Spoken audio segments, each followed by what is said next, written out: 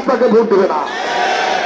যখন মনে করবে আপনি তাদের জন্য নিরাপদ না, আর আল্লাহর কাছে দোয়া করবে, আল্লাহ তুমি যে কোনো মূল্যে ওকে এখান থেকে উঠিয়ে নিয়ে যাও।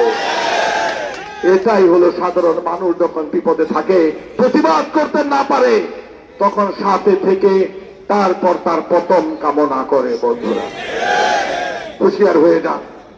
যারা চাঁদাবাজি করবেন তারা চাঁদাবাজদের দলে যান, যারা ঘুষ খাবেন তারা যে ঘুষখোরদের দলে যান, যারা ইয়াবা খান ইয়াবা বিক্রি করেন, রাত জেগে থাকেন, দিনের বেলা সারাদিন ঘুমান, তাদের আর বিএনপি করার কোনো প্রয়োজন পড়বে না।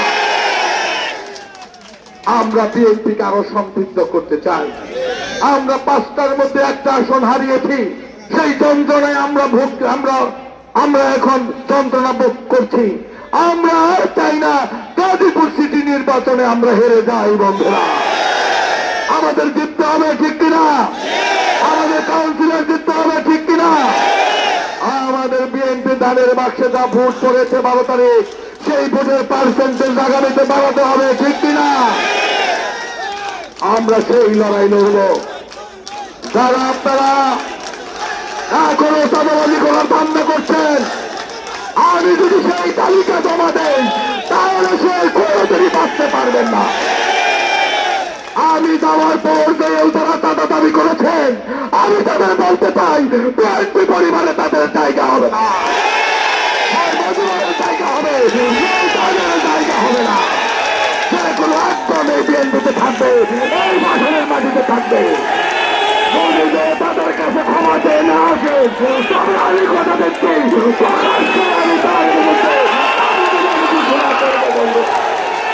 কোন মতেই সহ্য করা হবে না।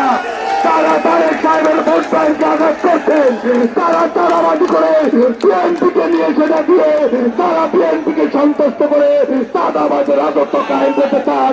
পাশনের মাটিতে আমি তাদের রাজনীতি করতে দেব না। আমি আপনাদের কাছে সাহায্য চাই, সহযোগিতা চাই, সামাজিক আন্দোলন করতে চাই। সামাজিক আন্দোলনের মাধ্যমে মাদক চাঁদা সন্ত্রাসের বিরুদ্ধে আমরা লড়তে চাই। বন্ধুরা, যারা আমার বিএনপির ভোট ব্যাংকে আঘাত করবে, আমরা কেউ তাদের ছাড় দিব না। বিএনপির ভোট ছিল